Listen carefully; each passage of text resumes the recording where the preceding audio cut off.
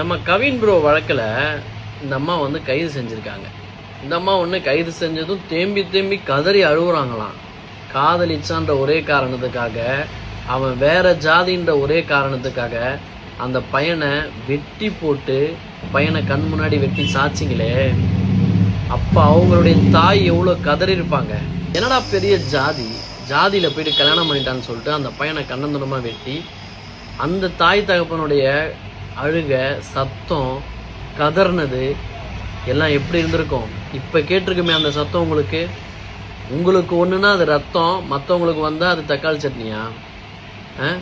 Arrest பண்ணதுக்கே இவ்வளோ கதறீங்க. பரபரப்பான வீடியோவா அரெஸ்ட் பண்ணதுக்கு இவ்வளோ கதற நீங்கள் கண்ணு முன்னாடி 10 மாதம் சுமந்து வளர்த்து ஆசையாக வளர்த்து உருவாக்கி விட்ட ஒரு பிள்ளைய வெட்டி சாய்க்கிறீங்களே, வாழை மரம் மாதிரி வெட்டி சாய்ச்சி போடுறீங்களே, எவ்வளோ ரத்தம் ஓடி இருக்கும்.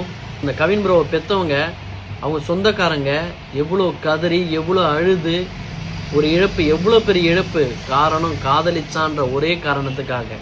செய்து பொண்ணை பெற்றவங்க, ஒருத்தவங்க காதலிச்சிட்டானா அந்த பையன் கடைசி வரைக்கும் நம்ம பொண்ணை காப்பாற்றுவானா, எந்த நேரத்துலையும் விட்டு கொடுக்காம இருப்பானா, நல்லபடியாக கண்காலமாக வச்சு பாதுகாப்பானான்னு சொல்லிட்டு அந்த ஒரு குவாலிட்டிஸ்லாம் இருக்கான்னு சொல்லிட்டு பாருங்க.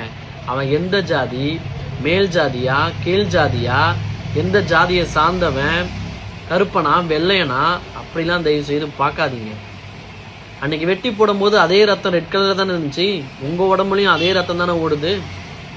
தயவு செய்து இனிமேலாது இந்த மாரி கீழ்த்தரமாக ஜாதியை வச்சும் மதத்தை வச்சும் சண்டை போட்டு ஒருத்தனை அடிச்சுக்கிட்டு சாகாதீங்க.